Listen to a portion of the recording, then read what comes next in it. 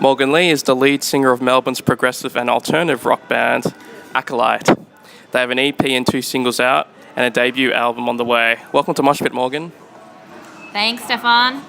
That's how you say it, right? Acolyte? That's exactly how you say it. Beautiful. Nailed it. First question, who are Acolyte? Who are Acolyte?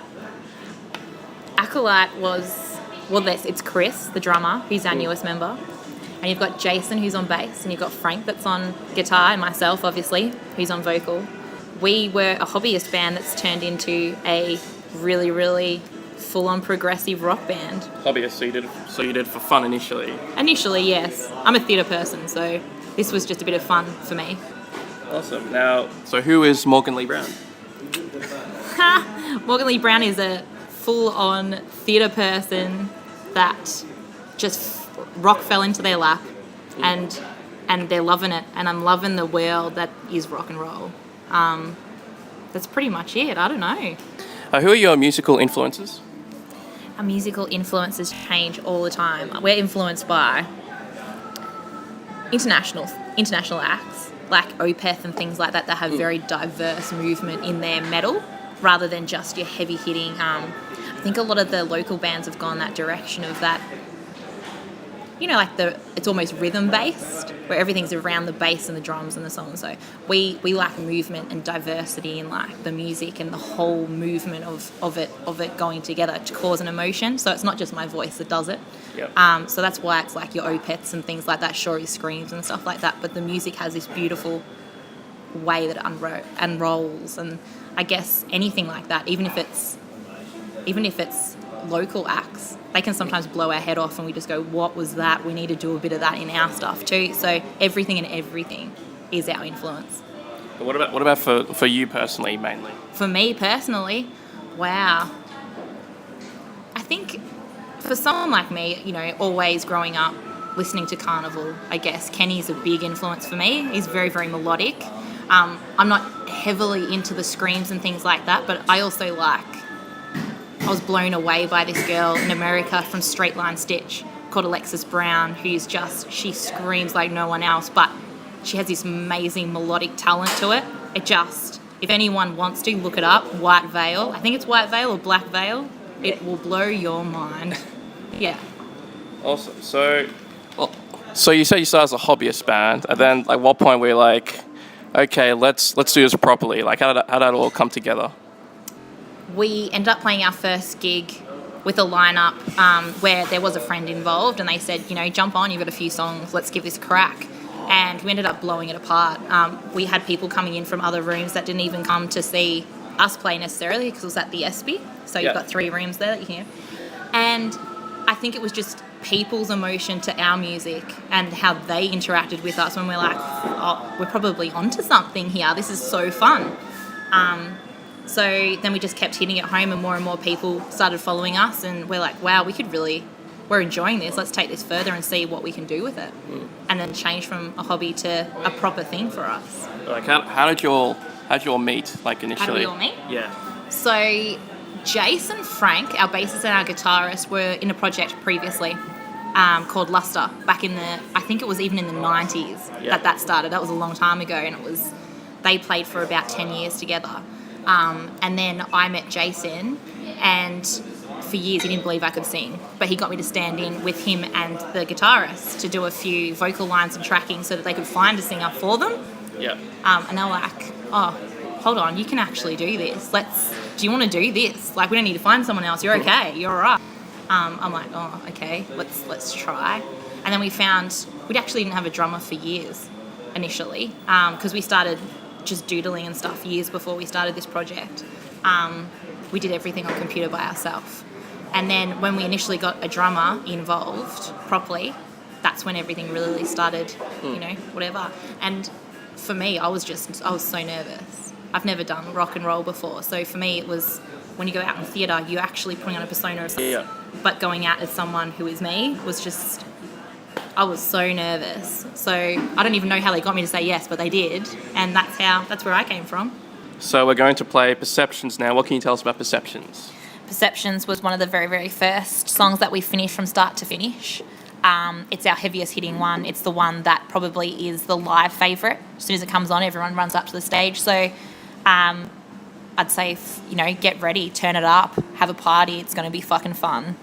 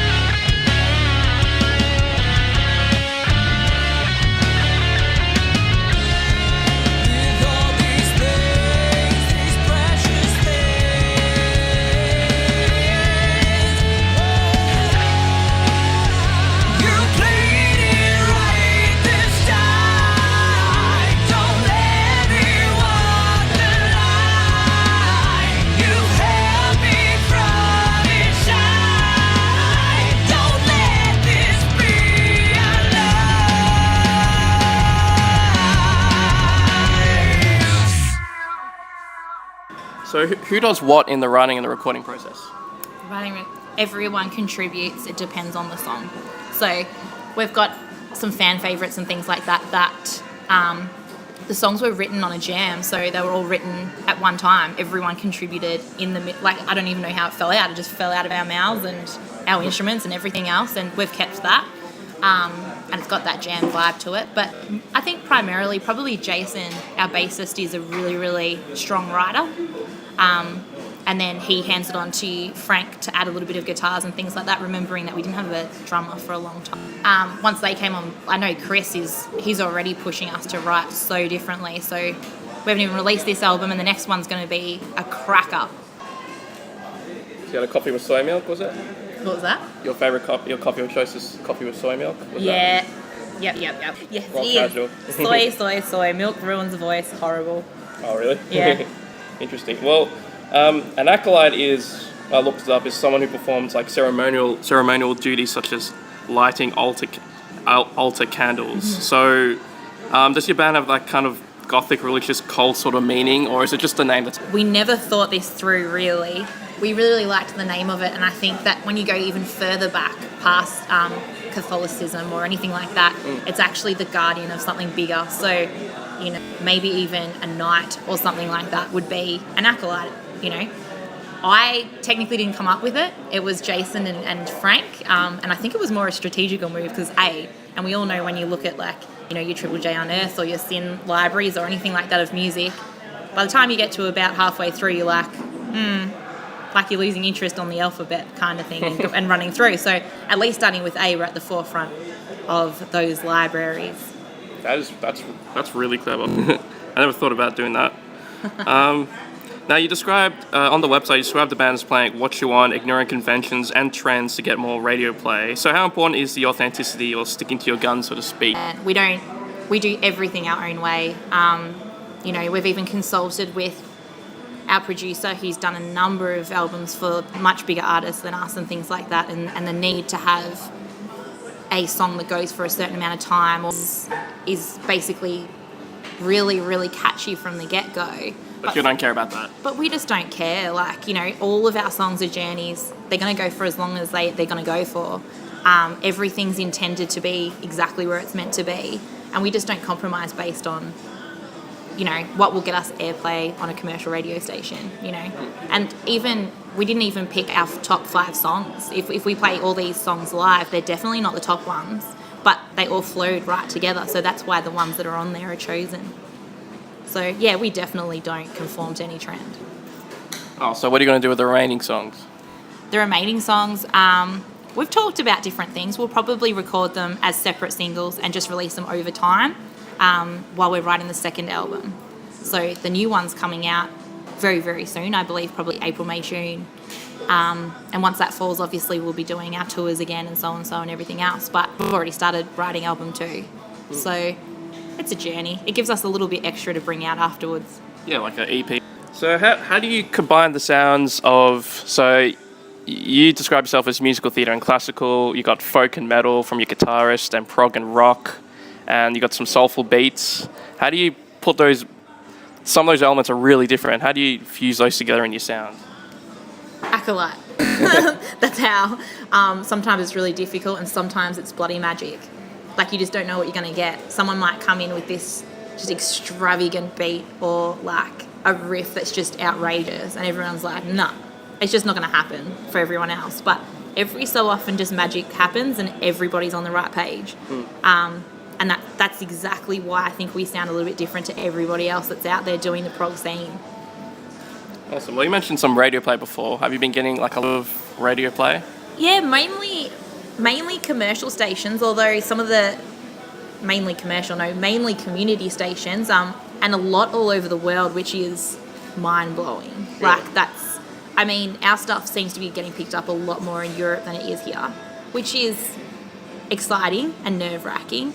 And the radio, I think we don't get full commercial radio station plays because our songs are just too long and we're not going to shorten them. So, we're happy with where we're sitting at the moment as far as the airplays are coming out, and we're hoping that people get why we're doing it and what it's about. Yeah. So wait, Europe, what countries specifically? I'm sure there's like other continents as well.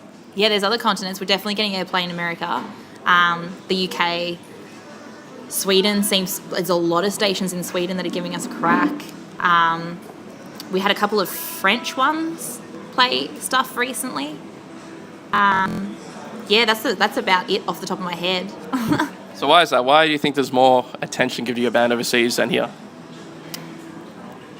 I'm not entirely sure. I think that Australia, especially with the metal vibe and things like that, which is really taking off here, like really taking off. You've got awesome bands like High Tension, like we talked about before, that are just blowing the scene apart. But that, to me, is more like punk metal. So, you know, they're in people's faces and they're doing well.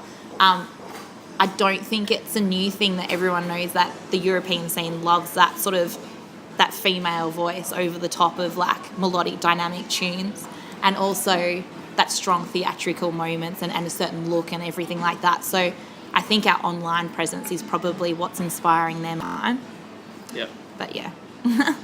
Awesome. So, would an international tour be on the cards, maybe? We are absolutely working on it. We couldn't work any harder. I think once the album comes out and we give this year a really, really good crack, I'm very much hoping that we get over to Europe at least at the end of the year. Awesome. Have you considered pushing Indonesia? I speak to a lot of bands, and a lot of them seem to be celebrities in Indonesia, whereas in Australia, it's like no one cares. Yeah, it's funny because when we played our last show of the tour, we had a few of our mates from Divine Ascension, another metal band in Melbourne, come by, and their bassist just ran up on stage and he's like, "You gotta go to Japan. Japan's gonna love this shit. They're gonna eat it up." And I'm just like, what do you even mean? But he would have been about the fourth or fifth person to say that. So I'm thinking that possibly the Asian shores are really, really into what we're doing. I don't know. But, it's definitely on the horizon. Maybe we do give it a crack. So now your debut album, Shades of Black, is out, as you said, April, May, or maybe June. Yeah. So, and there'll be a national tour, correct? Yeah, absolutely. Awesome. But can you give us some exclusive goss on the new record, how it sounds? I'm so proud of it. I think every musician's going to say by the end of it, even before you've brought it out, you've listened to it that many times, you're just like, I don't want to hear that ever again. But then we went out on tour straight after and we had to sing the songs again and again. I still love them, and I've been listening to a lot of records, I think, that of my favourite artists, and then just playing our records next to it to make sure that, to us, the quality and the story and the flow is exactly what I want it to be. Just like when I thought it was finished in the, recording studio. I want to make sure it's that good now as well, which it is. I'm so proud of it. I just imagine every song that you've heard so far has been different. Every song on the album is different. So it's going to keep going that way. So you were mentioning how hard you're working to get that international tour going, but I'm curious, I don't think people realise how much work goes into a band. So what's your schedule like most weeks in terms of the band and stuff? And just everything in between, working hard to pay the bills and all that. It's outrageous. Honestly, I think you have to be such a special person to be able to do both. Naturally everyone in a band, I think, assumes a certain position in it as far as workload and things like that. And I've taken a lot of the manager duties of the band myself because we feel very connected to what we're doing. As I said, we want to make sure everything is done a certain way for us and everything like that. And I feel very connected if I'm involved in it heavily. Though you have to work full time to get it done. And I don't know that everybody really, really sees that. A lot of the bigger bands that they see playing and everything, they have a normal job too.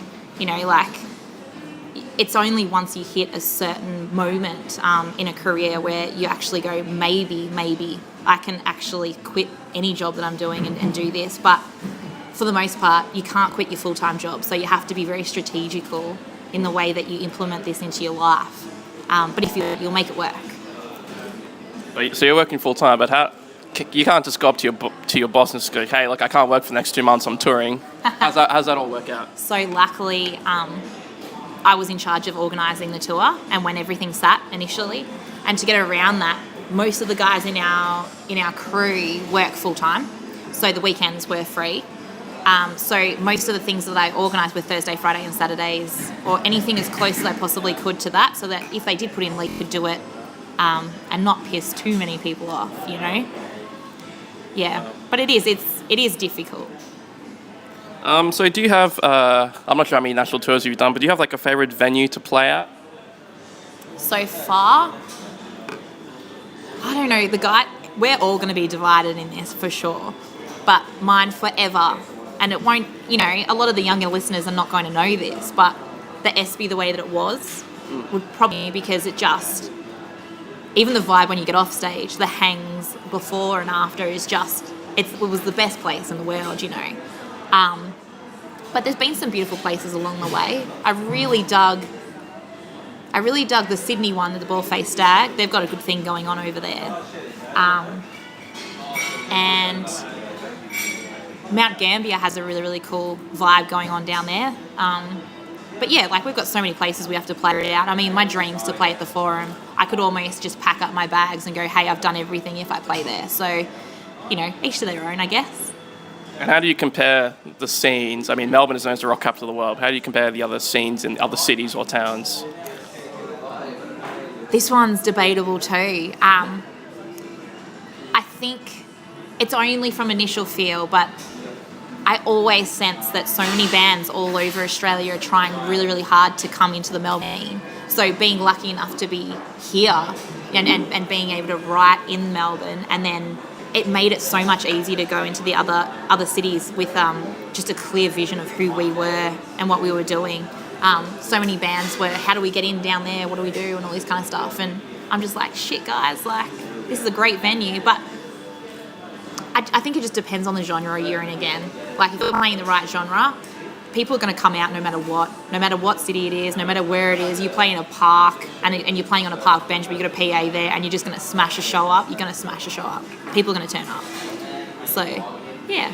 I think, yeah, we're really lucky to be here. I can't remember which band it was, but we interviewed them for Mosh Pit. They said that they were from Newcastle. They moved to Melbourne because they were tired of driving for like an hour to play for hardcore kids, because they're like a metal band. And like 5 or 6 people would rock up and they'd be like a shit crowd. Yeah. And their venue's like down the road and people actually go up and see them. So I think it kind of depends on where you are in a way. It does. And like, I would say to anyone organising their own stuff, especially if you're organising your own stuff, PR is so important. Like, don't try and do it on your own.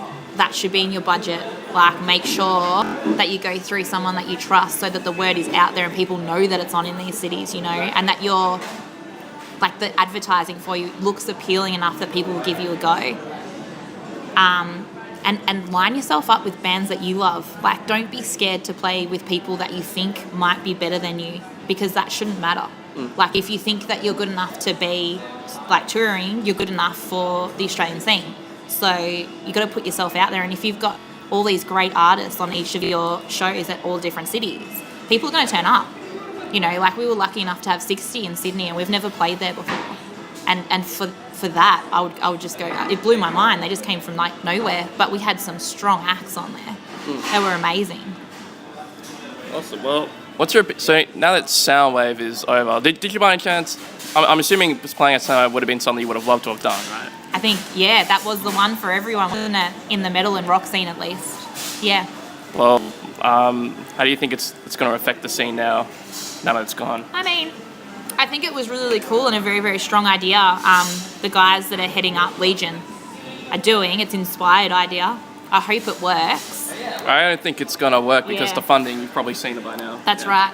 But now I'm seeing all this coming across where, you know, like even AJ Matter, who basically was looking after Soundwave and everything like that, used to go to these international forums with all of the biggest leaders of all the different festivals all over the world.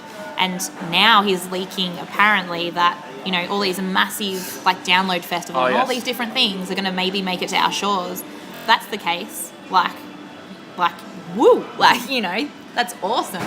I mean, it would be impossible for us to get the same lineup as it is in Europe, anywhere in Europe, because, you know, we only have, as of Tuesday, actually, 24 million people. That's it. And, like, the Hellfest in France. First of all, France is what, is it 60 million people? And then there's everyone around Europe. To get to Australia, you know, you got to fly for 16, 17 hours to play like not that many people. So, yeah.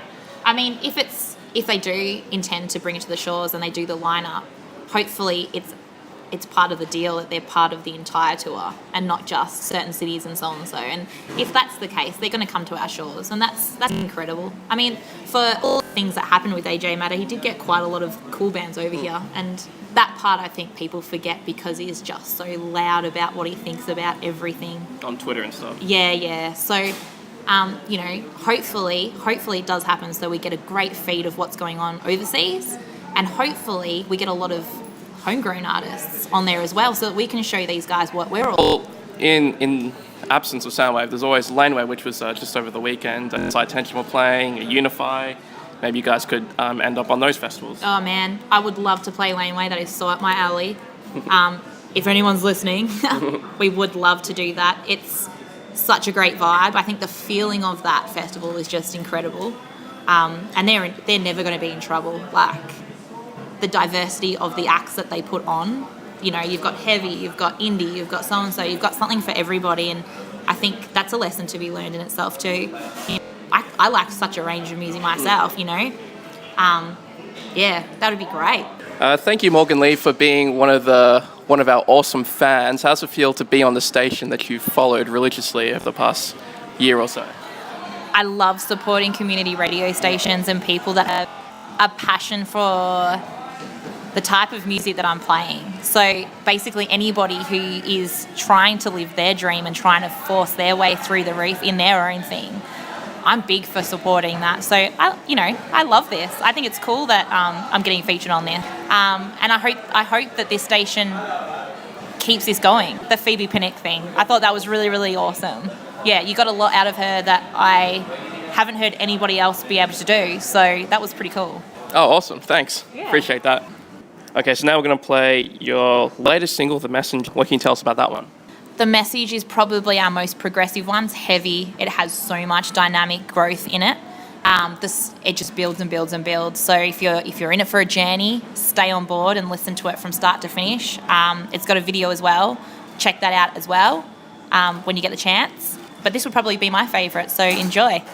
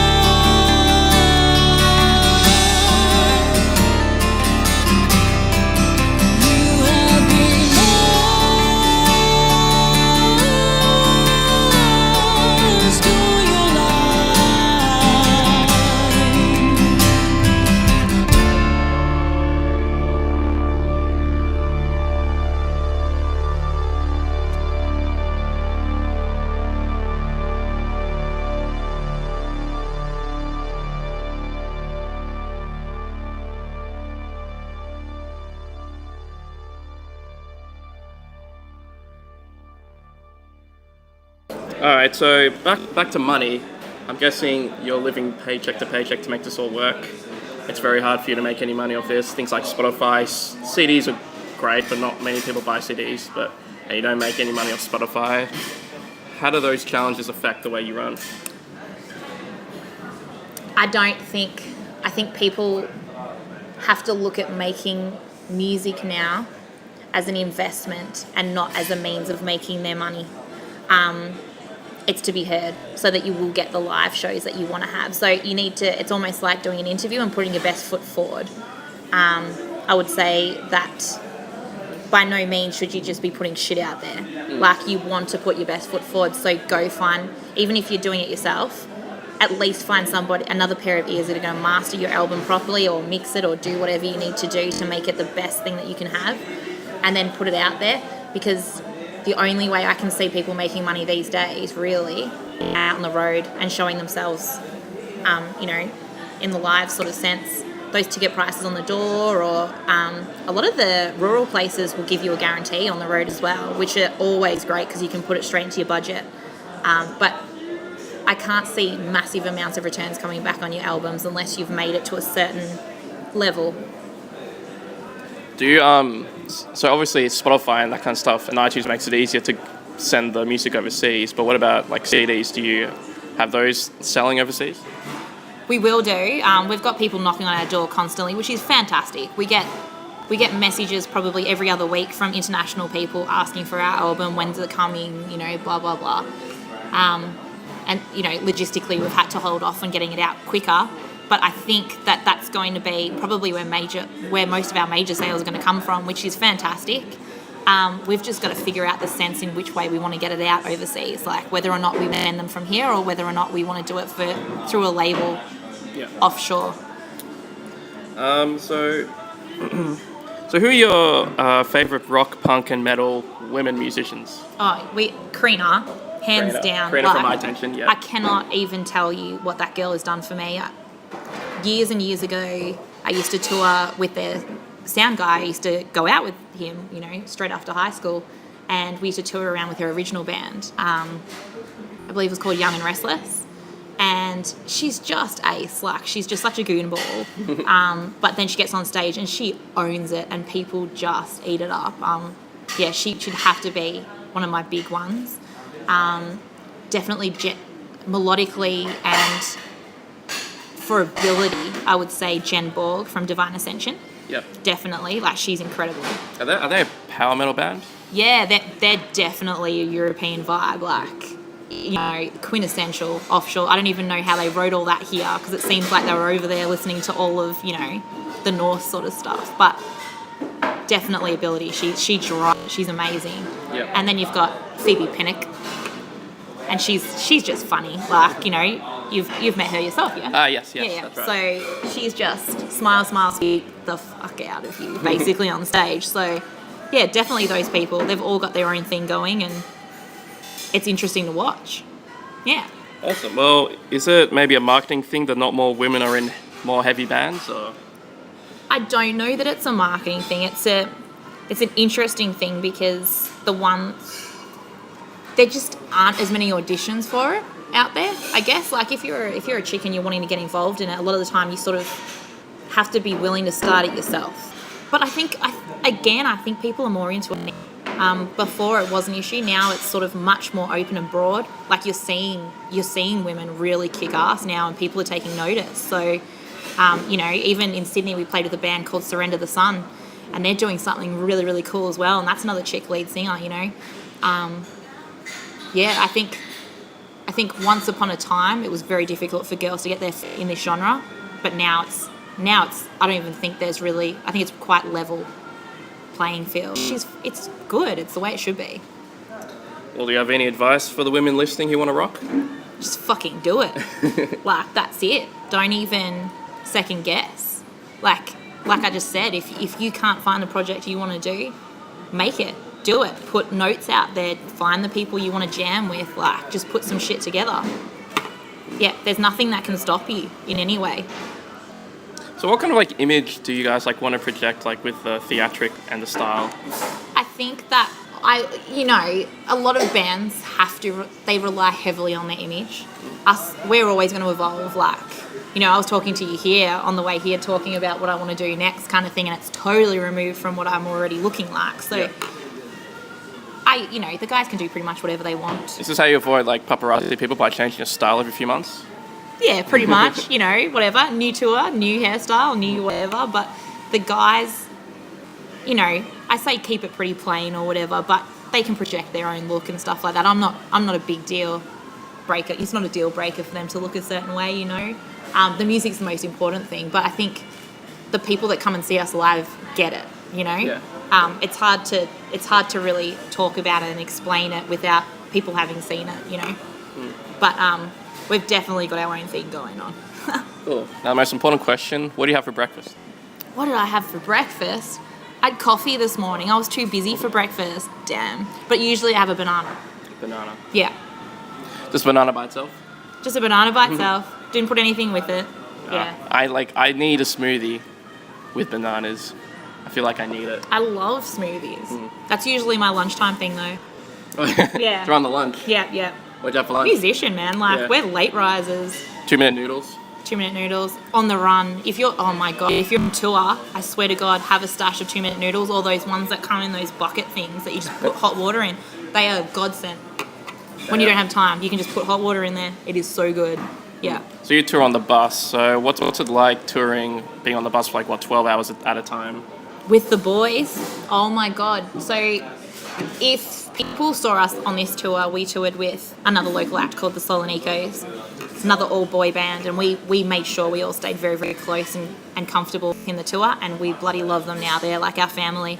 But it meant that I was the only girl on tour with 7 other guys, which wasn't as much trouble as what I thought it would be, but sometimes girls' brains work overtime and you're trying to organise all this shit, and guys just can do your head in. So a bit of that going on the bus or in the car or whatever else, and they would stir the shit out of me on purpose and stuff like that. But for the most part, it's cool. Is it kind of like having a bunch of brothers on tour? It's like having a dad, a really stupid, shitty brother, somebody who just grinds your nerves on purpose, and then you've got all of these children. The Solonicos guys, they used to call me mum to a mum, and their bassist Greg was dad, and everyone else was our children, and we had to keep an eye on them the whole tour because they'd get lost, they'd get kicked out, we wouldn't know where they were. It was just chaos, but yeah, it's fun. So the future of the band is the new album's coming out, and you're recording album number 2, aiming for an international tour. Is there an ultimate goal? For me, I've always wanted to travel with my music. Money's never been an objective. I've never wanted to make it, but I've wanted to be able to at least travel with my music. So I would see it as a career goal if I was able to get off this shore and actually go overseas with it. So that one's big for me. Whatever the guys, I think they just want to make the best music they possibly can. I know that our drummer is really pushing our band in a different direction, so I'm really happy to get this new album out so that people eat up what we have been doing. But the 2 newer songs that we've been writing are very far removed from that. So, I think we're just going to evolve. We're going to find our footing. I think we're probably going to do something similar to Carnival in the way that they started with something very melodic and ended up really pushing the boundaries when they reached their 3rd album. So, the sky's the limit. Acolyte's single Perceptions and The Messenger are out now, and their debut album Shades of Black will be out soon with a national tour. Thanks for joining us, Morgan-Leigh Brown. No worries, man. Thanks for having me. No problem.